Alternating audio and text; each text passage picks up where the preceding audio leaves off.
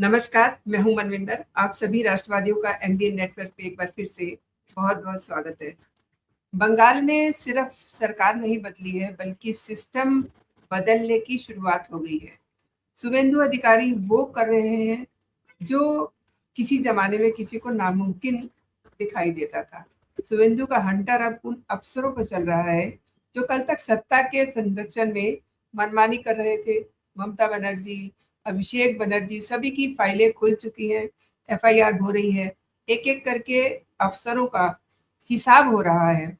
बंगाल में इस महासफाई अभियान को कैसे देखा जा रहा है, इस पे बात करते हैं और ये भी समझते हैं कि धुरंधर का असली प्लान क्या है। मेरे साथ जुड़ चुके हैं प्रारब्ध से अवनीश पीएन शर्मा जी। अवनीश जी नमस्कार, बहुत स्वागत है। बहुत बहुत नमस्कार, सभी दर्शकों को भी प्रणाम जी। अवनीश जी, बंगाल से जो खबरें आ रही हैं बहुत ही चौंकाने वाली हैं। पूरा ढांचा शुभेंदु अधिकारी बदलने की ठान चुके हैं। आपका क्या कहना है? ममता बनर्जी, अभिषेक बनर्जी सभी की फाइलें खुल चुकी हैं, एफआईआर हो रही है, कैसे देखते हैं? बिल्कुल, देश के 2014 से विनम्र प्रधानमंत्री जो कि अपनी वाणी से बहुत विनम्र हैं। उनका एक स्लोगन था और है भी, शेष भारत में वो चल रहा है, सबका साथ, सबका विकास, सबका विश्वास, तमाम चीजें। वेस्ट बंगाल के इलेक्शन में जब वो उतरे तो ये स्लोगन तो बदल गया था ना। खुद प्रधानमंत्री ने ये स्लोगन बदला था और क्या जोड़ा था जी इसमें, सबका हिसाब। जी तो केंद्रीय नेतृत्व भारतीय जनता पार्टी का कह लीजिए, इस देश के प्रधानमंत्री कह लीजिए, जो डबल इंजन सरकार के संवैधानिक मुखिया हैं, जो कि कॉन्सेप्ट भारतीय जनता पार्टी ने दिया है। डबल इंजन का मतलब केंद्र और राज्य की सरकारें। तो सबका हिसाब हो रहा है। अगर नहीं होता तब आश्चर्य होना चाहिए था, और तब हमें इस बात की चर्चा करनी चाहिए थी कि क्या भारतीय जनता पार्टी ने केवल चुनावी ये सारा स्लोगन रखा था, सबका हिसाब सबका। तो प्रधानमंत्री, अब चलिए जरा एक और सज्जन की बात कर लेते हैं, गृह मंत्री की। क्या कहा था उन्होंने? उल्टा लटका दूंगा। तो हमें आश्चर्य तब होना चाहिए था जब उल्टा नहीं लटकाया जाता, है ना। आश्चर्य तो तब होना जी चाहिए। अब एक और सज्जन की बात कर लेंगे, जो आज मुख्यमंत्री हैं, शुभेंदु अधिकारी। और तब मुख्यमंत्री नहीं थे, ना ही सीएम फेस थे घोषित रूप से। लेकिन चुनाव बंगाल भारतीय जनता पार्टी उनके नेतृत्व में लड़ रही थी। उनकी एक लाइन क्या थी? सुबह टांगूंगा और शाम तक न्याय कर दूंगा। अगर ये नहीं होता तो अब आश्चर्य होना चाहिए। तो आश्चर्य की समाप्ति करिए। बंगाल के मतदाताओं ने अपने लिए जो सरकार जिस अपेक्षा के साथ चुनी, इतना प्रचंड बहुमत दिया, जो कि वो हमेशा करती है। बहुत सारे लोग कह रहे हैं कि इतना प्रचंड बहुमत, मैं चुनाव रिजल्ट से पहले कहता था कि कोई क्लोज फाइट वाइट नहीं होने वाली है। और ऐसा नहीं था कि आईपैक का कोई ज्योतिषी मेरी जेब में बैठा हुआ था, या हर सीट से मुझे आरएसएस वाली चिट्ठियां लिख के बताते थे एसएमएस करके कि ऐसा है, प्रचंड बहुमत आ रहा है। नहीं, मैं बंगाली मतदाता के ऐतिहासिक आदत के आधार पर यह कहता था। क्योंकि आदत क्या है? 25 साल सत्ता में रखा बंगाली मतदाताओं ने कांग्रेस को, और जब हटाया तो सुपड़ा साफ। 2 से 2.5 साल उसी 70s के दौर में जब ज्योति बसु डिप्टी सीएम बने, तो एक विकल्प नहीं तैयार हो पाया था, इसलिए 2-2.5 साल मिली जुली सरकार फिर नहीं चली, चली, ऐसा हुआ वैसा हुआ। लेकिन उसके बाद जब लेफ्ट एक विकल्प लेके आई, तो फिर 34 साल उसकी सरकार बरकरार रखा मतदाताओं ने। 2011 में ममता बनर्जी आ गई कि नहीं साहब, हम हैं विकल्प, तो उन्हें चुना। सबसे कम पीरियड दिया, लेकिन वह भी पीरियड 15 साल का था, 3 बार दिया। तो पहला तो ये जान लीजिए, बंगाली मतदाता जो है वो 5 साल के लिए राजस्थान और हिमाचल की तरह रोटियां नहीं पलटता। उसने अभी दिया है 5 साल का, तो ये कब तक चलेगा? 15 साल तो ममता का सबसे शॉर्टेस्ट है और अधिकतम है 34 साल। तो बंगाल एक अस्थाई समाधान को काफी दिनों तक लेके चलता है। तो इसलिए शुभेंदु अधिकारी जल्दी में भी नहीं है। क्यों? क्योंकि बंगाल का उनका मतदाता और बंगाल का समाज कभी जल्दी में राजनीतिक रूप से रहा ही नहीं है। उसने लंबे लंबे टेस्ट मैच खेले हैं, T20 नहीं खेलता वो, पहली चीज। अब आप देखिए ये सब संभव कैसे हो पा रहा है, इसके रूट पे जाना पड़ेगा। जी कोई कहता है कि हमने 2 दर्जन बुलडोजर ऑर्डर कर दिए हैं, बुलडोजर चलते हुए हम देख रहे हैं। आप मुझे ये बताइए, जिन छोटी छोटी बातों के लिए तुरंत कोर्ट से स्टे ऑर्डर लेके आ जाते थे, बंगाल में ये तुरंत गति से योगी मॉडल या हेमंता मॉडल, जिसको कि खुद शुभेंदु ने चुनाव से पहले कहा था, मतलब चुनाव के दौरान कहा था कि हम योगी मॉडल और हेमंता मॉडल, ये हो कैसे पा रहा है? तो मैं जरा सा उत्तर प्रदेश ले आता हूँ, फिर चले चलेंगे बंगाल। जी जरूर। आप याद कीजिए, जिस समय उत्तर प्रदेश में योगी के बुलडोजर मॉडल को तमाम मुस्लिम संस्थाएं, कुछ इंडिविजुअल्स, कपिल सिब्बल और तमाम ये छोटे बड़े जितने इकोसिस्टम के लोग हैं, सुप्रीम कोर्ट में जब चैलेंज किया था, तो सुप्रीम कोर्ट से एक फैसला आया था। और मैं तो सालों से एक बात कहता हूं, 2017 के बाद से ही जब बुलडोजर चलता था, तो मैं कहता था कि भाई अगर ये गलत तरीके से चल रहा है तो कोर्ट स्टे क्यों नहीं दे रही? स्टे नहीं देती थी। सुप्रीम कोर्ट ने कहा कि किसी भी अवैध पर बुलडोजर की कोई कार्रवाई नहीं रुकनी चाहिए। और मैं आज याद दिला रहा हूं लोगों को, पहले भी मैंने कहा, जिस समय सुप्रीम कोर्ट ने 7 पन्ने की गाइडलाइन बनाई थी बुलडोजर की कार्रवाई के लिए, वो क्या केवल उत्तर प्रदेश के लिए था? मैं कहता था कि श्रेय दीजिए इस बात का योगी आदित्यनाथ की सरकार को कि उन्होंने पूरे देश में बुलडोजर चलने का रास्ता खोल दिया। अब कोई भी डिस्ट्रिक्ट मजिस्ट्रेट, मुख्यमंत्री तो छोड़ दीजिए, केरल का भी, तमिलनाडु का भी कोई एक सिंपल डिस्ट्रिक्ट मजिस्ट्रेट अगर चाहे तो किसी भी अवैध के खिलाफ 7 पेज की जो गाइडलाइन है उसको फॉलो करे और बुलडोजर चलाएगा सुप्रीम कोर्ट के आदेशानुसार, कोई दिक्कत नहीं। बंगाल में इसीलिए तुरंत गति से बुलडोजर की कार्रवाई हो रही है। किसी का अवैध बचेगा नहीं और वैध पर बुलडोजर चलता नहीं है। अब इतनी बड़ी संख्या में अगर बुलडोजर का एक्शन हो रहे हैं, अभी तो शुरुआत हुई है, तो इसका मतलब है कि आप कल्पना कीजिए कि बंगाल में कितनी अवैधता है। 1800 अवैध टोल बूथ, तो ये अवैधता है। अब एक चीज और मैं बताऊं आपको, देखिए एक लंबे समय तक जब सत्ता रह जाती है तो जो सिस्टम होता है उसका भी एक तरीके से कंडीशनिंग हो जाती है उसी सत्ता के अकॉर्डिंग सोचने। और इसका 2014 तक इस देश में जो ब्यूरोक्रेसी थी उसकी भी मानसिकता, उसका भी कांग्रेसीकरण हो चुका था पूरे देश में। और ये बड़ा स्वाभाविक है, मैं आपको बता रहा हूं, बड़ा स्वाभाविक है। इसमें ऐसा नहीं है कि ये कोई बहुत अजीब सी चीज है। बंगाल में ये 2 तरीके से हुआ। ये जो बंगाल में आप चुनावी हिंसा देखती हैं, भाजपा, मैंने लगातार अपने यहाँ भी कहा, आपसे अगर बात हुई हो तो आपके यहाँ भी क्या याद नहीं आ रहा, मैंने कहा सरकार किसी की भी आए, अगर बीजेपी भी सत्ता में आती है हिंसा तब भी होगी। कितनी होगी, बस इस पर ध्यान रखना है। कारण क्या?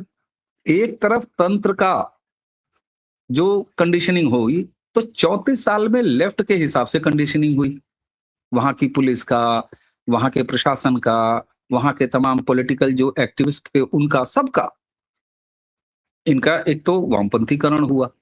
अब चूंकि ममता आई तो ममता प्रो मैक्स निकली लेफ्ट की, तो वो जो सिस्टम का करण था वो और ज्यादा हुआ और बढ़ के हुआ।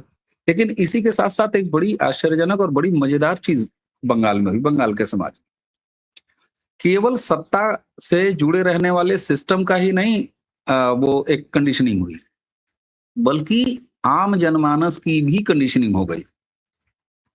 34 साल की सत्ता में लेफ्ट ने एक अच्छे खासे स्तर का वामपंथीकरण कर दिया बंगाल के पूरे समाज का।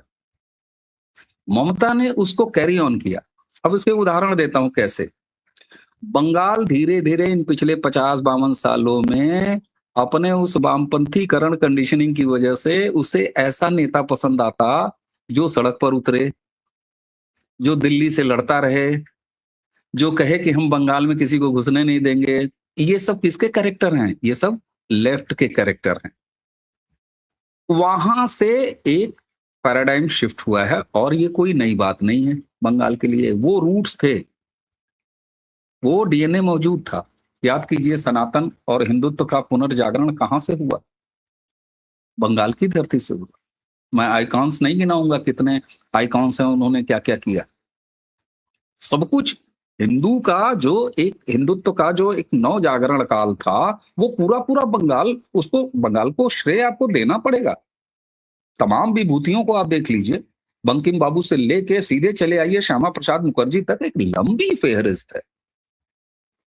दीपक जनसंघ का वहीं जलाना, लेकिन उसके बाद जब वामपंथ आया तो लाल बूटो ने उस डीएनए को बिल्कुल नीचे दबा दिया। उसने केवल अपना प्रस्फुटन किया है एक बार फिर। क्यों किया है अचानक 52 साल 50 साल के बाद? उसकी वजह यह है कि जब आप अतिरेक कर देंगे, जब जिस बंगाली प्राइड की बात ममता बनर्जी लगातार करती थी, जब वही खतरे में आ जाए, जब डेमोग्राफी खतरे में आ जाए, जब बंगाली संस्कृति खतरे में आ जाए, और जिसको आप बचाने की स्वांग भरती थी, तो फिर उसने कहा ना, ये तो फ्रॉडिज्म है। और यहां पर बीजेपी ने चुनाव लड़ने के दौरान स्मार्टली जो बंगाली प्राइड था उसको जोड़ दिया। किससे? ये बजबजाती नालियां बंगाली प्राइड पर कलंक है।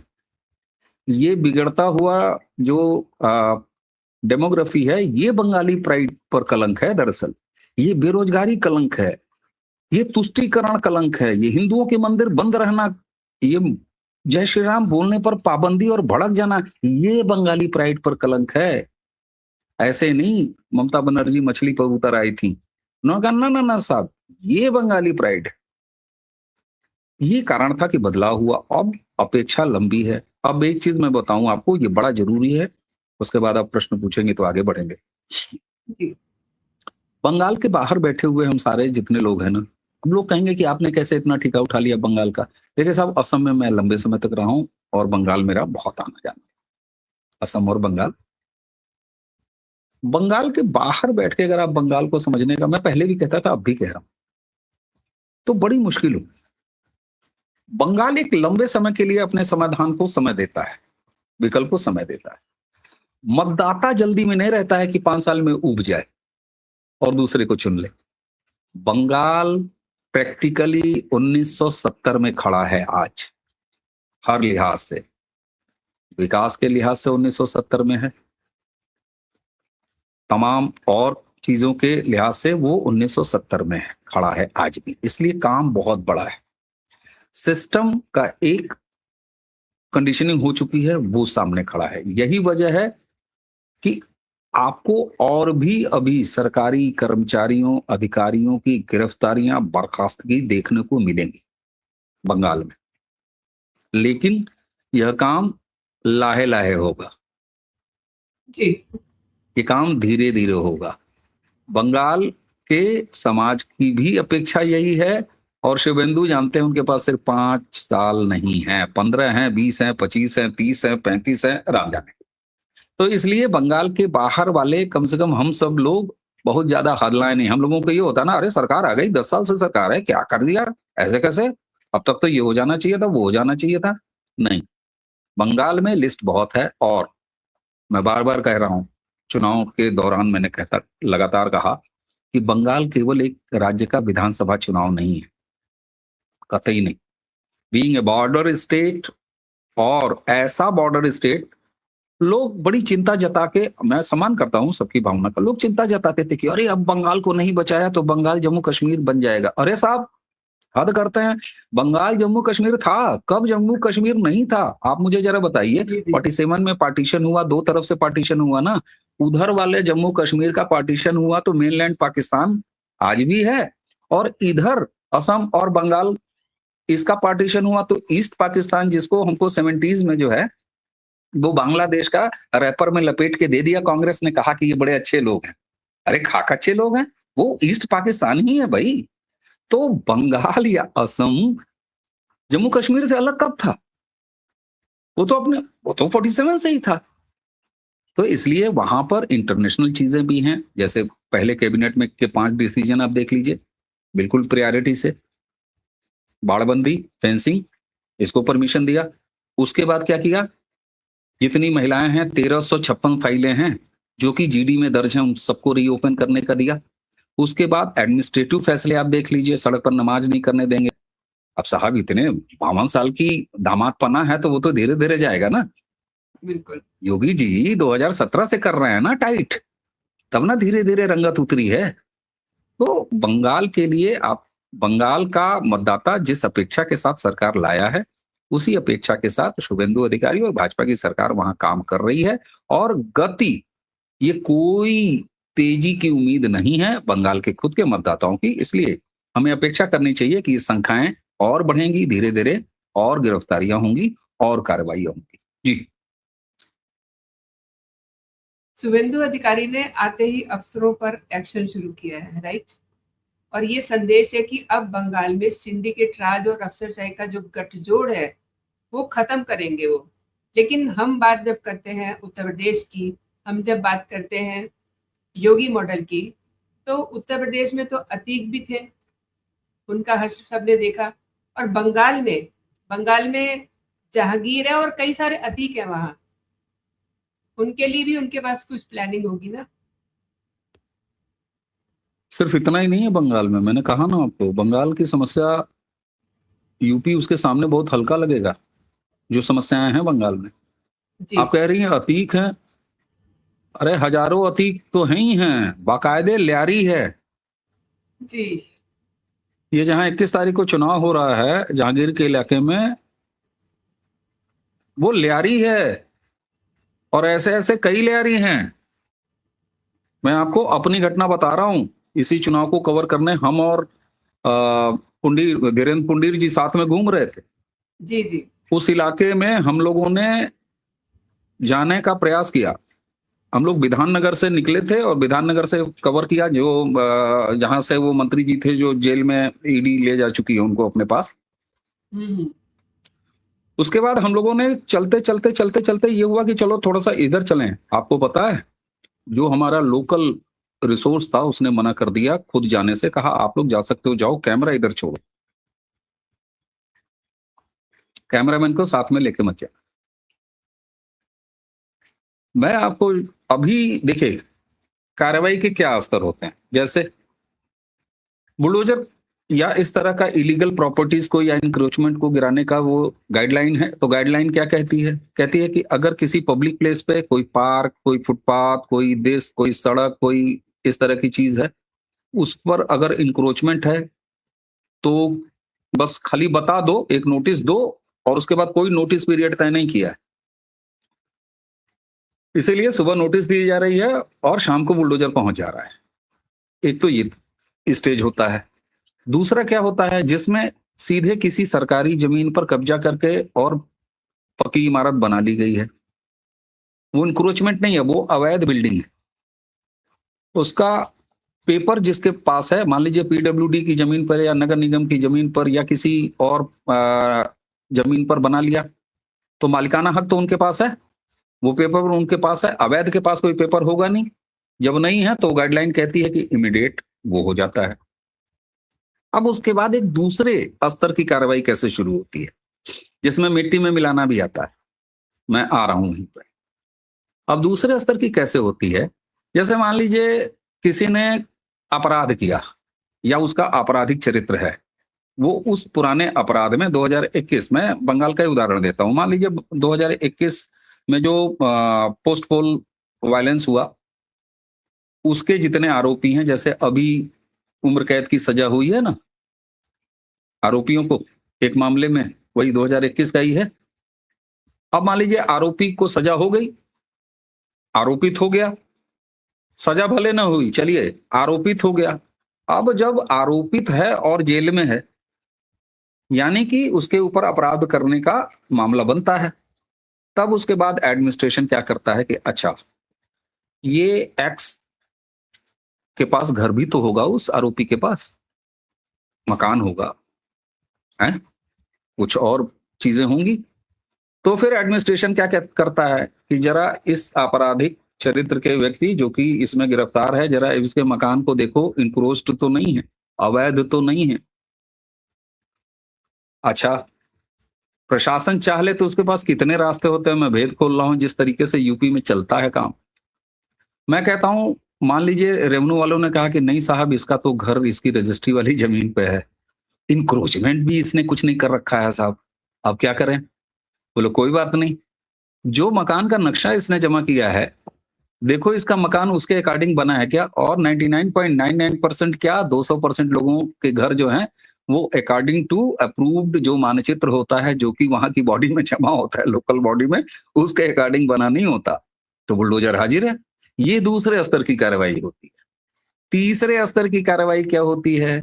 किए गए अपराध के आरोपी को जब सजा हो जाएगी तो सजा के बाद जो उसने कृत्य किया है, जैसे आमदनी से अधिक की संपत्ति, ये सारी कुर्की, जब्ती, ये तमाम चीजें हैं जो कि एक लंबा सिलसिला है और वो क्रमवार होता है।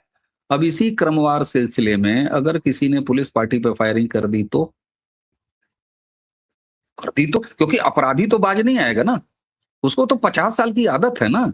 आपने एक वीडियो देखा होगा, एक गोल टोपी वाले साहब थे, क्योंकि बंगाल में ट्रैफिक पुलिस को यह आदेश था कि भैया गोल टोपी का मतलब है हेलमेट का अब्बा है, उसको हेलमेट नहीं लगाना होता। उस गोल टोपी वाले सर की हिफाजत तो खुदा करता है ना।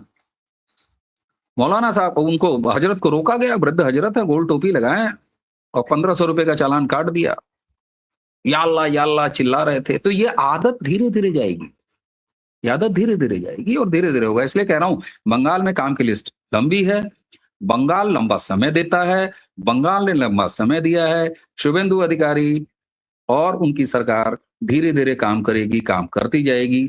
अगर इस सारे काम में कोई अपराधी चरित्र का व्यक्ति अगर कहीं पुलिस पार्टी पर हमला कर दे, किसी नगर निगम वाले पर हमला कर दे, कहीं कुछ कर दे, या जब अपराधियों का पूरा सिंडिकेट टूटता है तो गैंगवार भी होती है। अतीक के साथ उसके भाई के साथ गैंगवार थी ना, उसमें कोई मुठभेड़ वगैरह थोड़ी ना थी।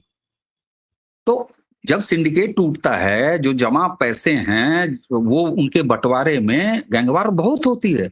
तो ऐसा भी संभावना है कि आपको तमाम, अभी मुझे पूरी उम्मीद है कि बहुत सारी गैंगवारी देखने को मिलेगी, हालांकि वो दुखद होगी।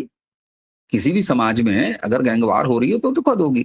तो जब सिंडिकेट टूटेगा तो जो संपत्तियां हैं, जो पैसे रुपए हैं, उनके बंटवारे, उनके मालिकाना हक को अलग अलग बचाने में, इन तमाम चीजों में आपस में गैंगवारी भी होगी, उसमें भी बहुत सारी चीजें आपको मिट्टी में मिलते हुए दिखाई देंगी। उसके अलावा चूंकि इनका आपराधिक चरित्र है तो ये हरकतें अपराध का करेंगे, तो उसमें भी पुलिसिया कार्रवाई आपको देखने को मिलेगी। राजनीतिक जो अपराध हैं उसमें कार्रवाइयां आपको देखने को मिलेगी। तो ये सारी तरीकों का, अभी मादक पदार्थ हैं, अभी गौ तस्करी है, ऐसी तमाम चीजें हैं जिसमें जब लॉ एंड ऑर्डर अपना काम करने लगता है तो लॉ एंड ऑर्डर के पास केवल एक लिस्ट नहीं होती, उसके दायरे में हर तरह का अपराध आता है। और जब हर तरह का अपराध आता है तो हर तरह के अपराध में कार्रवाइयां होंगी, वो चाहे कोई जमीन मिट्टी में मिले, चाहे कोई अपराधी मिट्टी में मिले। चलते चलते एक छोटी सी टिप्पणी चाहूंगी अवनीश जी। फाइलें खुल रही है तो देखिए, अभी वो बेटी का भी केस खुल चुका है, आरजीकर वाली बेटी का। इधर अभिषेक बनर्जी पर एफआईआर हो रही है। तो जो सीन दिखाई दे रहा है एंड जो पास्ट हम देखते हैं, ममता को तो अदालत खेलने का बहुत शौक है। क्या इन पर एक्चुअल में एक्शन होता हुआ हम देखेंगे? आप देखना शुरू कर चुके हैं। 9 तारीख से आज स्पीच और अभिषेक बनर्जी पर मुकदमा हो चुका है, एफआईआर दर्ज हो गई। और किसने किया है? किसी पक्षकार ने नहीं किया है। कलकत्ता पुलिस ने स्वतः संज्ञान, और पार्टी उसमें एफआईआर में कौन है? कलकत्ता पुलिस। तो ये किसी व्यक्ति की गई कार्रवाई नहीं है, ये सिस्टम की गई कार्रवाई है, प्रशासन की गई कार्रवाई है। अभी जहांगीर शेख के एक बहुत क्लोज को अरेस्ट हुआ है, अभी कल हुआ है अरेस्ट। तो कार्रवाइयां तो चल रही हैं और ममता बनर्जी ने इसीलिए कोर्ट में जाना शुरू कर दिया है। हालांकि वो फ्रॉड है, उन्होंने लीगल फ्रॉड किया है, क्योंकि आपको बता दूं, नियम यह है कि भले कोई लॉ ग्रेजुएट हो और उसका रजिस्ट्रेशन हो, लेकिन अगर वो सीएम जैसी कुर्सी पे बैठा है तो उसको अपना रजिस्ट्रेशन बार काउंसिल को सरेंडर करना पड़ता है। और जब वो चीफ मिनिस्टर नहीं रह जाता है, तब उसको दोबारा रजिस्ट्रेशन बहाल कराने के लिए उसी बार काउंसिल को लिखना पड़ता है। जब वो बहाल हो जाता है, रिस्टोर हो जाता है, तब जाके वो प्रैक्टिस कर सकता है। ममता बनर्जी के केस में मैंने अपने यहाँ परसों ही वीडियो बना के ये डाल दिया था कि ये लीगल अवैध कर रही हैं काम। उसके बाद तो मैंने देखा कि मार्कंडे काटजू जी से लेकर तमाम लोग और वहां के सीनियर लॉयर्स भी कह रहे हैं कि हम लोग, बार काउंसिल कह रहा है कि पिनाकी मैं कह रहा हूँ, क्या नाम है उनका, मिस्टर मिश्रा, पिनाकी मिश्रा ही है ना शायद, वो मेंबर ऑफ पार्लियामेंट भी हैं उनको और नोटिस वगैरह जारी हो गया है सर। नेशनल बार काउंसिल के प्रेसिडेंट जो भी हैं, सुप्रीम कोर्ट बार काउंसिल के प्रेसिडेंट जो भी हैं, मिश्रा साहब, मुझे नाम नहीं याद आ रहा, उनका मैंने आज ही देखा कि वो इनिशिएट कर रहे हैं अपनी तरफ से कि क्या इनका रिइंस्टेट हो गया था, उसके बाद ये गई हैं। अदरवाइज इन्होंने बहुत बड़ा लीगल फ्रॉड किया है। ये जो टाई कोट टांग के ये पहुंच गई थी, तो ये भी फ्रॉड है। ममता बनर्जी को मेरी सलाह है, रजिस्ट्रेशन बहाल करवा लें, और बार काउंसिल वेस्ट बंगाल को मैं हाथ जोड़ के कहूंगा जल्दी से जल्दी इनका रजिस्ट्रेशन अब बहाल करा दीजिए। इनके पास बहुत केसेस आएंगे, खुद इनके भाइपों के, इनके मंत्रियों के, इनके विधायकों के, इनके तमाम समर्थकों के इतने केस होंगे कि ये तो मतलब बहुत बिजी लायर हो जाएंगी। तो निश्चित इनको देखिए, सब प्रारब्ध आपको भुगतना है। और मैं अब आपको अंतिम बात कह रहा हूं, मैं श्राप इन्हें बंगाल की बहू बहन बेटियों का लगा, ये मुक्त नहीं हो सकेंगी। 1326 अभी केवल इनके मुख्यमंत्री रहते हुए जो जीडी में दर्ज हैं महिलाओं के खिलाफ अपराध, शाहजहां शेख जैसे, संदेश खाली जैसे अपराध, पार्क स्ट्रीट जहां की रेप पीड़िता के पिता को ही कटघरे में खड़ा कर दिया गया और केस दबा दिया गया, ये मुक्त नहीं हो सकेंगे कभी नहीं। बहुत बड़ी बात किया आपने, और वाकई अवनीश जी सही कहा आपने। बंगाल अब उस बदलाव का गवाह बन रहा है जिसकी प्रतीक्षा दशकों से हो रही थी। शुभेंदु अधिकारी का ये जो सिस्टम रिबूट बंगाल की राजनीति में डेफिनेटली नया अध्याय लिख रहा है। अवनीश जी, आपने मेरे लिए समय निकाला, मेरे दर्शकों के लिए समय निकाला, और तमाम विषयों पे आपने विस्तार से जानकारी दी। बहुत बहुत धन्यवाद आपका। जय हिंद, जय भारत, जय श्री राम। जय जय श्री।